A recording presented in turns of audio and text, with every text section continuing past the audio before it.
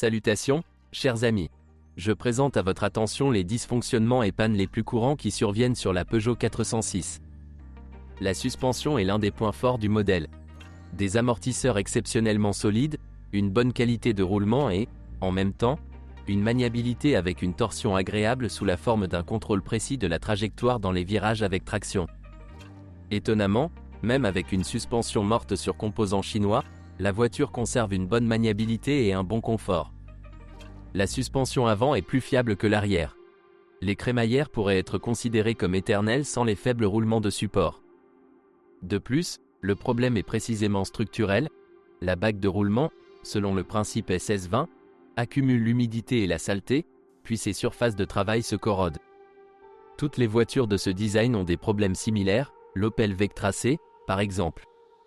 Le levier et les blocs silencieux sont très durables.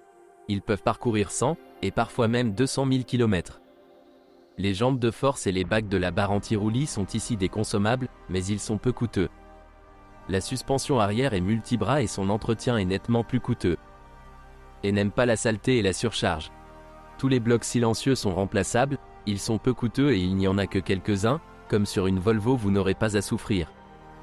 Il arrive que le bloc silencieux du bras oscillant se détériore dans le support en aluminium et qu'il ne puisse alors plus être remplacé en garage.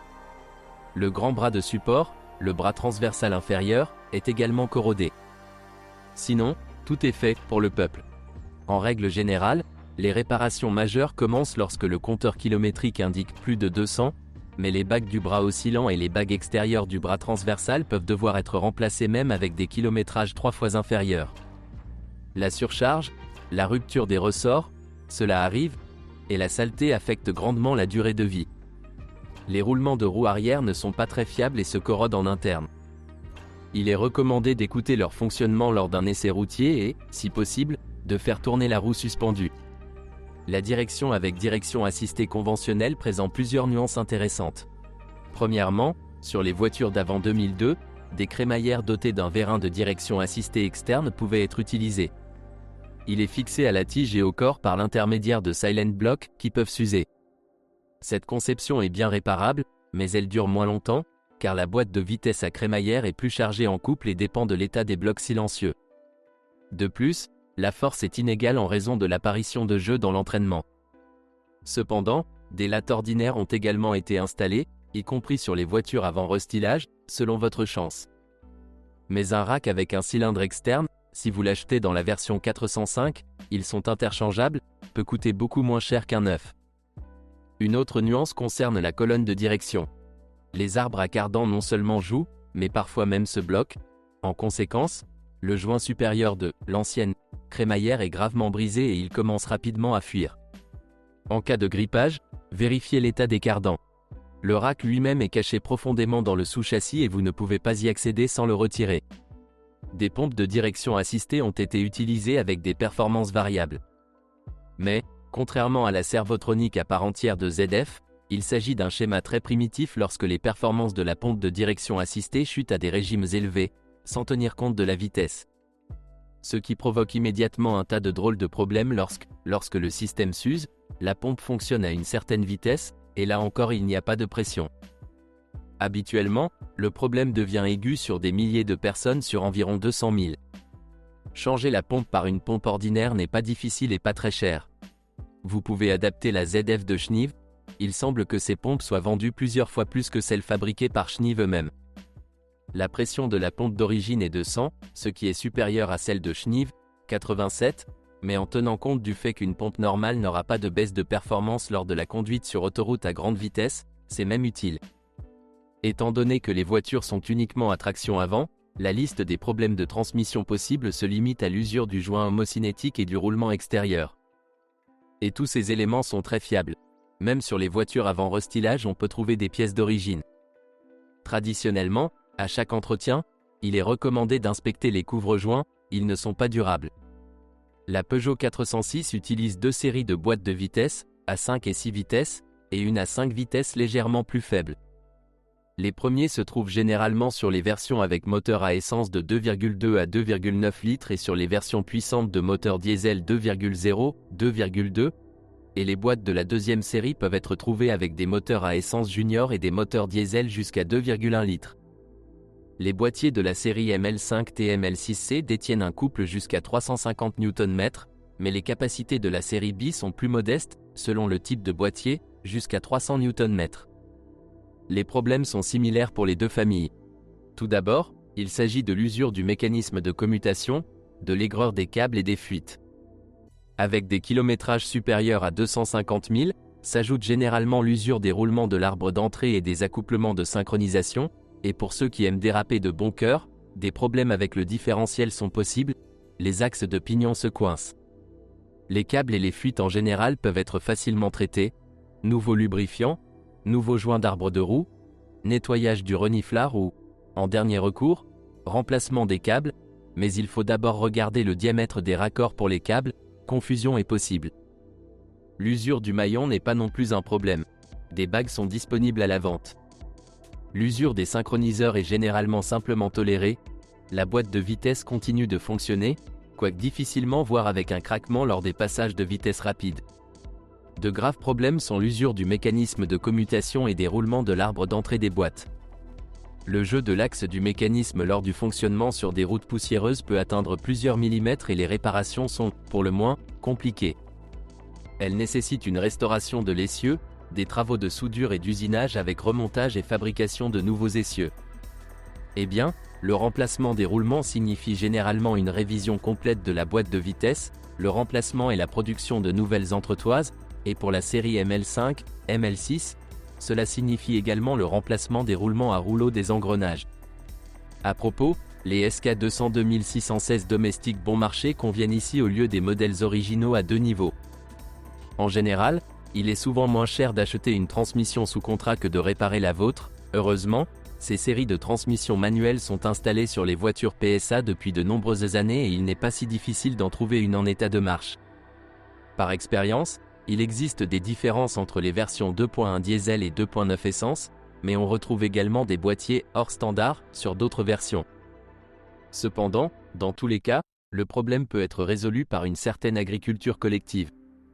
Il existe deux types de transmission automatique, soit la célèbre AL4, également connue sous le nom de DP0, DP8 sur les voitures Renault, soit la ZF4 HP20 sur les voitures équipées d'un moteur 2.9 ou d'un moteur diesel 2.2.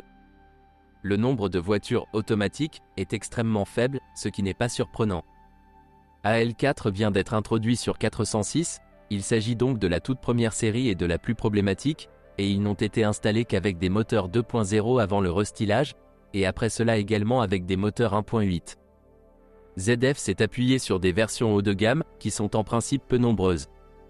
Ainsi, les AL4 n'ont généralement pas survécu, elles ont été remplacées par des transmissions manuelles. Auparavant, leur réparation était coûteuse, et au départ, il y avait peu de ZF.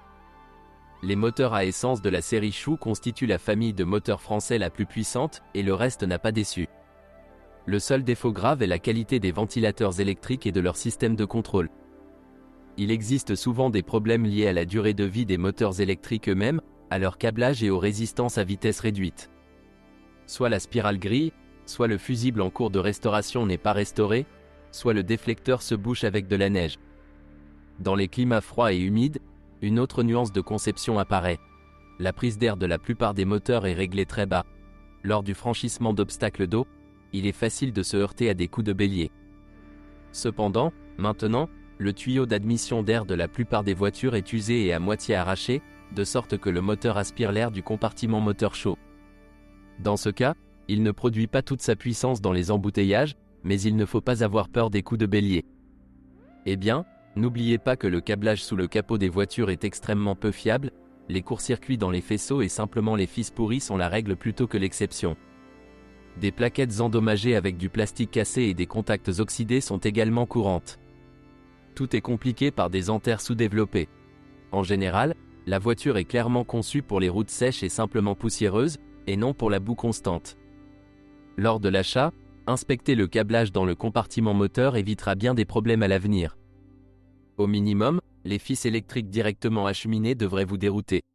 Il vaut également la peine de vérifier quelle pompe à carburant est installée, ou mieux encore, de regarder le flacon. Des tuyaux cassés et une ampoule mal assemblée sont des signes certains d'une ferme collective. La pompe à carburant elle-même est faible. Lors de son remplacement, un Bosch ordinaire d'un Vache avec des modifications minimes convient, mais souvent tout est assemblé de manière très tordue. Avant le restylage, les principales séries de moteurs de la Peugeot 406 étaient les XU5, XU7, XU10 dans leur version ultérieure. Ce sont des moteurs très fiables, non seulement en raison de leur simplicité, mais également en raison de leurs performances avancées. Ils ont un bloc en aluminium et les manchons sont en fonte humide et remplaçables. Entraînée par une courroie de distribution, la 406 était principalement équipée d'options à 16 soupapes, mais le moteur XU10 est disponible en version suralimentée avec une culasse à 8 soupapes.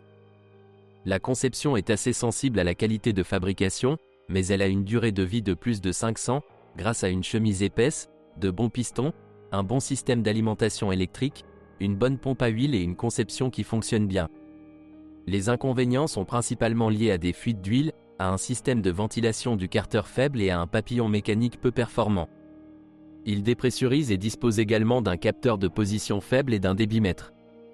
Même dans l'unité de contrôle SAGEM 7, le canal de contrôle inactif meurt très souvent. Il est très difficile de détruire le piston. Le moteur commence à manger de l'huile si vous changez très rarement l'huile et le filtre à air, si vous surchauffez, si vous montez en régime et si vous détruisez généralement délibérément la voiture. S'ils sont entretenus régulièrement et efficacement, les moteurs de la série Chou ont une durée de vie incroyable. 1 million de kilomètres sans capital est un objectif très réaliste. Par ailleurs, il convient de noter que le régulateur de vitesse est mis en œuvre ici en tant qu'unité distincte, qui meurt généralement à cause de l'humidité dans le compartiment moteur, et que les catalyseurs s'effondrent souvent à un kilométrage de plus de 300. Et en général, l'échappement Peugeot n'est pas très fiable. Au bout de 10 ans, il commence à se désagréger au niveau des brides, mais les réparations ne coûtent pas trop cher. Les moteurs de la nouvelle série EW sont également des moteurs fiables et robustes, avec un bloc en aluminium et des chemises en fonte sèche. La ressource, bien entendu, est inférieure à celle du Chou, en raison du piston léger et des segments de piston plus fins, de la présence de GR et d'un système d'air secondaire. Il y a des chances d'aller à la capitale 500 000, mais elles ne sont pas très grandes, car le moteur est beaucoup plus sensible à la surchauffe et aux intervalles de vidange d'huile prolongés. La plupart des voitures, dont le style de fonctionnement et d'entretien est loin d'être idéal, développent un appétit pour le pétrole après 250 000 km. La réparation est compliquée par le fait qu'il n'existe pas de taille de réparation standard pour les pistons, bien que le besoin d'invention soit astucieux.